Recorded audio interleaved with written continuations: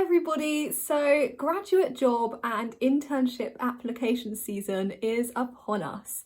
And the other day I was giving my sister some advice on writing her CV and I suddenly thought to myself, wait, let's just share this advice on YouTube. I'm going to talk through how I put together a CV which got me both an 8-week internship and a graduate job, which I'm in now at a global company. I'm not claiming to be an expert, I'm not a careers advisor. I'm sure you will find much better CVs than mine, but my CV did work in securing me a role, and the internship scheme that I did last year had thousands of applications with only a small percentage actually being successful, so my CV held up against that competition. I know in some countries, including the US, a CV is referred to as a resume, so just to avoid confusion, I'm talking about the 1 to 2 page document that you send off to employers when you're applying for a job. CV stands for Curriculum Vitae, which in Latin I think means course of life.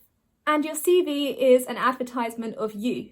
It's meant to convey why you're the perfect fit for the job and make you sound really employable. In this video, I am going to be talking from a UK perspective as I have applied for jobs in the UK, but I'm sure a lot of it can be applied internationally. And please do comment down below how things differ in the countries you live in. I'd be really interested to hear. Okay, so before we dive into the details and I start sharing my own CV with you guys, I wanted to cover the 2 key things that I think are most important when writing a CV. The first thing is that a CV should be tailored for the job you're applying for. You're going to have some experiences, skills and values that are relevant to some jobs but not others, and you need to pick out which of those experiences you need to mention on this particular CV for this particular job. And the second key thing is transferable skills. So many students say, I have no work experience, I have nothing to put on my CV.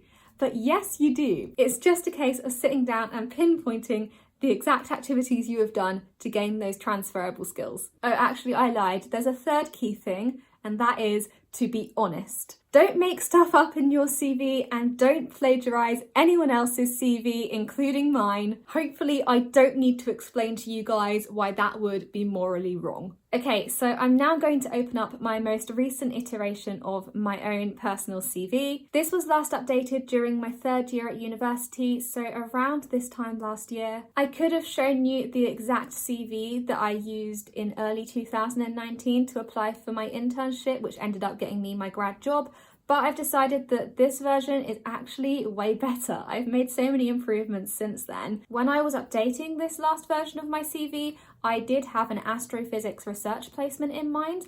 I never actually sent off this CV or used it since I decided to go down the actuarial route, but yeah, that's why some of it is geared towards research and analytical skills and astrophysics stuff. A CV should be 1 to 2 pages long, so you can see that I've gone for 2 full pages here. In my personal opinion, I don't think you should opt for 1.5 pages. You should either commit to 1 whole page or 2 whole pages. It just looks neater. Whether you go for 1 page or 2 pages just depends on how much you have to say. Don't bulk it out for the sake of it. You want to be concise. Nobody wants to read through a load of waffle, and all it ends up doing is hiding the actual important stuff in your CV. So starting with the top of my CV, I have my full name.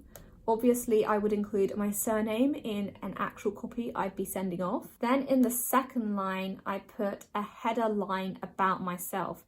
This is the banner line, I guess. The first thing I want the employer to see when they see my application. I am a 3rd year physical natural sciences student at Cambridge. Or at least I was. I'd suggest doing something similar, putting your subject, what year of your degree you're in. Underneath my header line, I put my contact details, so my home address, my mobile, my email. And of course, these have been blanked out for obvious reasons. The first main section of a CV should be your education and qualifications. You should list your most recent education first and then work backwards in time until you reach your secondary education. People don't want to know what primary school you went to, so don't include that. Only include schooling where you've achieved a qualification. So obviously I attended Jesus College, University of Cambridge. You're going to want to put the dates that you attended that particular institution. I also opted to put an individual bullet point saying I was specialising in astrophysics. just because I was using this CV for an astrophysical placement. If I had intended to use this CV for an actuarial role, they really wouldn't have cared whether I was specialising in astrophysics. I would have just left it at this first line. It's also important to include your results so far. So I included my first year result and second year result. Then we go backwards in time again to my sixth form college. So I did 2 years at this particular college, 2015 to 2017, and I listed my A-level results. So there you go. For everyone wondering what I got for A-levels, those were my results. So yeah, this section is fairly straightforward to fill out. You just want to put the names of the institutions you studied at, the qualifications you've achieved along with grades, and any other awards you think might be relevant. Moving down to the next section, I have included a work experience section. If you're a student, you may not have work experience, in which case skip over this section, don't worry about it, but this was relevant for me. As always, it's important to include the dates that your work experience took place and also give a brief overview of your role. So I was an actuarial summer intern in insurance consulting, and then these 3 bullet points were very much picking out what I thought was relevant to the position I was applying for. I wanted to highlight that I had used statistical knowledge and logic to evaluate risk because I knew the position I was applying for involved statistics. I also said I proficiently handled and manipulated large quantities of data. That right there is a transferable skill. Doesn't matter if it's data on insurance policies or data on astrophysical surveys, I could turn my hand to either of those with the data processing skills I had developed. This job down here was literally working in a coffee shop. I gave it a fancy name rather than just saying coffee shop worker. And really the key thing I wanted to highlight from that is that I worked to tight deadlines in a professional environment. It shows organisation, it shows responsibility. I do just want to say again that it's only worth including things on your CV if you can tie them in to the job you're applying for and make them seem relevant. If I was applying for a job in media, say, and I was applying to be a production assistant maybe, I don't think they'd really care if I'd proficiently handled and manipulated large quantities of data, so I would not bother including that in the CV. The next section I've included is key skills. This is where I made a conscious decision to go for a skill-based CV rather than an experience-based CV. I don't know if you call it that, but essentially I've decided to list the skills, which you can see in bold here, and then underneath each skill give examples of the experiences where I've demonstrated those skills. I could have done it the other way around. I could have put in bold the experiences I've had and then listed below them the skills I think I developed while having those experiences. When you're a university student, I feel like you haven't had a lot of big experiences that might be relevant to the role you're applying for. And a lot of the time it's lots of small things that build up to one big skill. So I think it's easier to go for the skill-based approach. A job description should hopefully give a flavour of what the role involves and what skills they're looking for. They might even list down the skills explicitly. Make a list based on the job description of the skills you need to demonstrate you have to show you are a perfect fit for the role, and then sit down and think of examples of when you have developed and shown those skills. You should list the skills in the CV in the order you want them read. So really, you want your most impressive skills, the best skills that are most suited to the role up the top of the key skills section, and the less important ones or more generic skills down the bottom. I started by identifying research and analytical skills as part of my skill set. Heavily research-based degree discipline.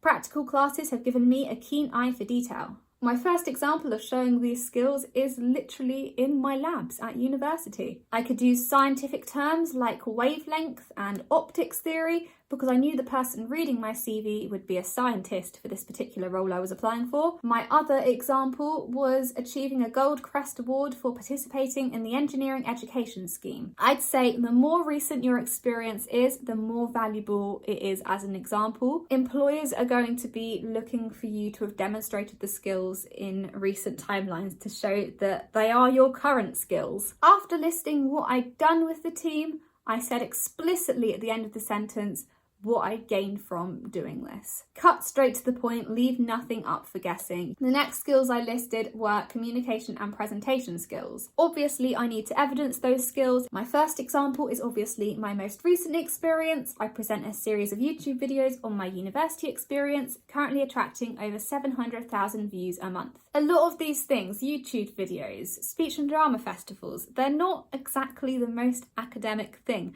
You might not think of them as something to put on a CV, but actually transferable skills are developed in those activities. And I'm sure if you have a little think about the societies you've joined at university, whether you write in a newsletter, whether you're part of a committee, have a little think about all of the things you've got involved in recent years that you don't think about as work, and think how they might be able to relate to skills you've developed and a position you might want to work in. Organisation and time management. I said I take part in extracurricular activities at university, and my social media channel has lots of subscribers, and I manage all this alongside my degree work. I can juggle commitments and prioritise. I think time management is so important, and it's something a lot of employers are looking for. You are not going to have exactly the same example as me. It may be that you've organised a pub crawl at university. Well, that works too. Finally, I listed IT skills. I said I've done Microsoft Office, MATLAB, LaTeX. I specified where I'd used them at university and on a summer internship. I'd say IT skills is quite a staple on job applications. A lot of employers are looking for it. It's well worth sitting down and having a play with Microsoft Word, Microsoft Excel, just so you can write on your CV that you're proficient in Microsoft Office. My little recommendation is, on an ongoing basis, even when you're not putting a CV together,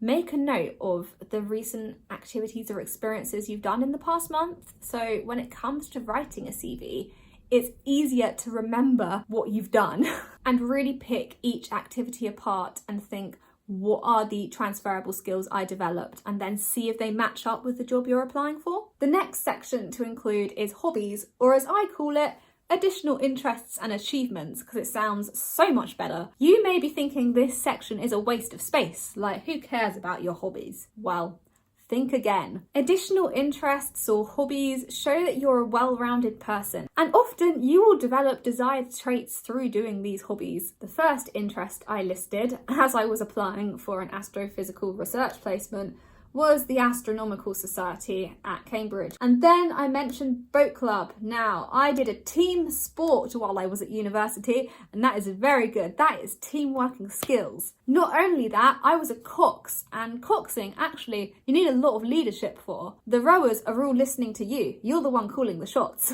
So really, saying that I coxed and I was part of a rowing team looks quite good. Finally, I said I have a full driver's license. It's not the most important thing on the CV, but definitely worth mentioning. That shows that I have a work ethic and that I can commit to challenges. Last thing you should put on a CV is references. So I have a section called referees, but then I put references are available upon request, and that's what you should do when you run out of space. A referee is someone who's going to write to the employer and say, I recommend this person. Really, you want to aim for 2 referees. Often at university, you don't have a lot of choice. You have to choose your director of studies. Just make sure that whoever you choose, you've worked with or engaged with them in a professional context, and also always ask them first before putting them down as a referee. Once you're happy that you've included everything you want to, check for spelling mistakes and grammar mistakes. Please don't leave a CV with mistakes in. It's just so unprofessional. Get someone to read over your CV for you, and also make sure your formatting is consistent and easy to read. You can use bold or underline to separate out sections or highlight key points. Remember, employers are often just going to be scanning over CVs rather than reading every single word, so you need to catch their eye. My formatting could be better, I reckon. I think that's definitely something to improve on my CV. And yeah, those are my thoughts on writing a CV. I'm not going to sugarcoat it. It's a really tough job market out there at the moment. You need to bring your A game, and it is well worth spending some extra time on your CV. And if anything, it's just to do yourself justice. justice. When you have the experience, you shouldn't be hiding that away. You need to make sure the employers know that. If you have any tips of your own, please drop them in the comments below. Equally, if you have any questions, drop them in the comments too. I can try reply, or I'm sure other members of the community can try help out too. And give the video a like if you want to see more videos relating to job applications.